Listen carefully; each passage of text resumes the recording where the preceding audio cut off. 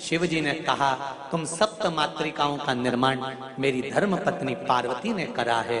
जब भी कोई मंगल कार्य होगा, शुभ कार्य होगा, गृह प्रवेश होगा, मकान का उद्घाटन हो, दुकान का उद्घाटन हो, यज्ञ हो, अनुष्ठान हो, पूजन हो, पाठ हो, उस समय पर तुम 7 देवियों की पूजन श्रेष्ठ मानी जाएगी। जहां तुम 7 देवियों की सप्त घृत मातृका की पूजन होगी, वहां संपदा की कभी कमी नहीं आएगी। सप्त मातृकाओं को विराजमान करती है। आप लोगों के यहाँ गृह प्रवेश होता है, जिसके यहाँ पर नया घर बना होगा, उसके यहाँ गृह प्रवेश हुआ होगा तो सप्त मातृका का दर्शन किया होगा। किस किस ने कराया? जरा हाथ उठाइए, जरा करें आप लोगों ने। सफेद कपड़े पर या टाइल्स पर उसको बना देते हैं, रखिए, और उसका दर्शन किया जाए। सप्त मातृका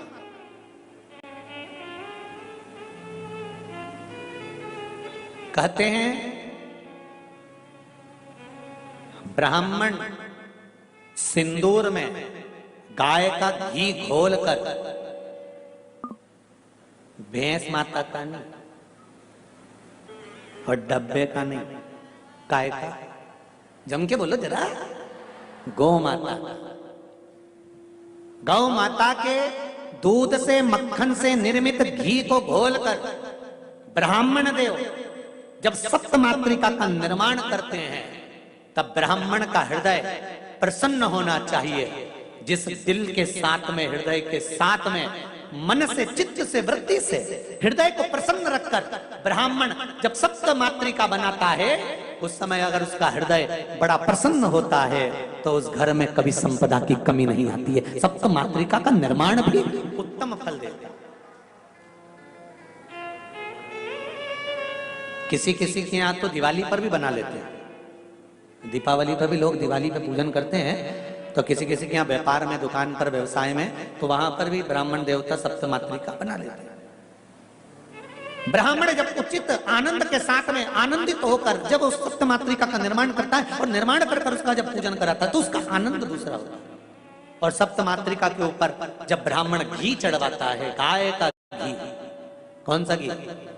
अरे जम के बोलो जरा, गाय का घी जब चढ़ता है सप्त मातृका पर, जब चम्मच से, आदि से जब घी चढ़ाया जाता है, वो घी का रेला जब नीचे तक आता है, जितनी दूर तक वो गाय का घी टपक कर नीचे तक जाता है बहता बहता, उतनी संपदा जिंदगी भर व्यक्ति के घर में बनी रहती है, अगर गृह प्रवेश के समय पर वो घी बहाया जाए। पर होना चाहिए गाय का घी, गौ माता का घी, सत्य घृत माता।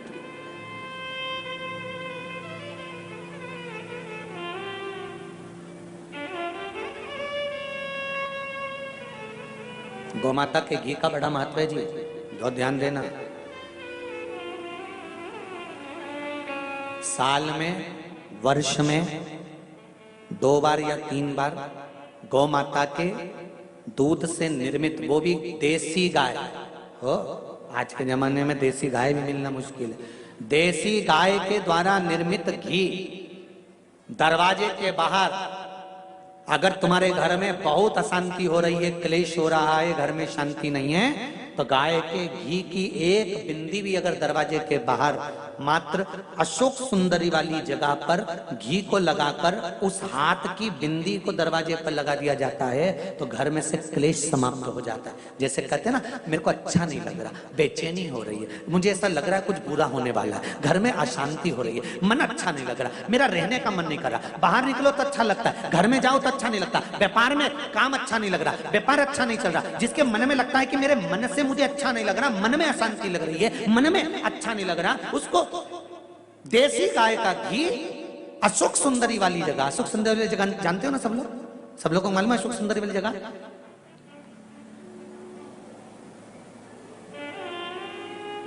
ये जलाधारी, ये चरण, ये शिवलिंग, समझ लेना जरा अच्छे से। शिवलिंग ये गोल जो भाग है, ये माता पार्वती जी का स्थान, ये जो चरण है जहां से पानी बाहर बहता है, राइट भाग में गणेश जी, लेफ्ट में कार्तिकेय जी। इस जल बहने वाली जगह पर एक मोटी सी लाइन होती है, शिवलिंग के सामने जहां से पानी बहता है, वहां बीच में एक मोटी सी लाइन होती है, उसको कहते हैं अशोक सुंदरी का स्थान। शंकर भगवान के जितने बच्चे हैं सब शिवलिंग के आसपास में, अशोक सुंदरी बीच में, शंकर भगवान की 5 लड़कियां ऊपर, जया, विषहरा, सामरीवारी, दौतली, देव, गणेश जी, कार्तिकेय। तो अशोक सुंदरी वाली जगह पर गौ माता के घी का लेपन करने के बाद उस बिंदी को अगर वर्ष में 2 या 3 बार भी आप अपने दरवाजे के बाहर मात्र बिंदी स्वरूप लगाएंगे, तुम्हारी पेंटिंग खराब नहीं होगी। जरा सी बिंदी लगाने से घर की डिजाइन भी खराब नहीं होगी। मात्र एक उंगली लगा दी, टच कर दी, उतने से मन को आनंद की अनुभूति होती है। जिसको लग रहा हो कि मेरे मन को अच्छा नहीं लग रहा, बेचैनी हो रही है, वो आज भी कर देख लेना और पत्र लिखकर भेज देना 7 दिन के अंदर, बेचैनी बंद हुई कि नहीं हुई, मन को अच्छा लगना प्रारंभ हुआ कि नहीं हुआ। पर गौ माता का देशी गाय का घी,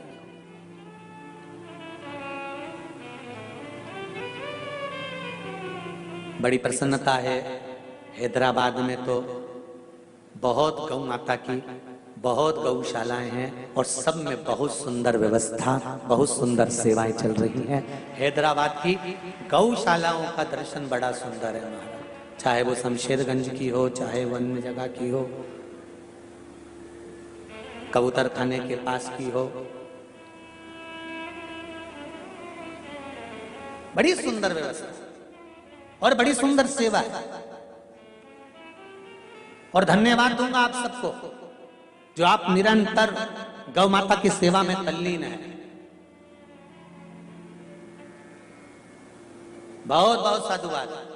हैदराबाद की कथा में एक बात तो जरूर कहूंगा कि हैदराबाद वालों को दिखावे की जरूरत नहीं पड़ती, जो करते हैं वो दिल से करते हैं, यहाँ दिखावा नहीं करते। हैदराबाद वालों का ये, पहले भी जब कई साल पहले जब हम आए थे शमशेरगंज गौशाला में, गौ माता का जब मंगल विवाह कराया था, उस समय पर यहाँ पहुंचना हुआ था। बड़े दिल से कथा का आनंद, दिखावे का क्रम नहीं, जो करना है हृदय चित्त से आनंद से भगवान की अभिभक्ति को धारण करते हुए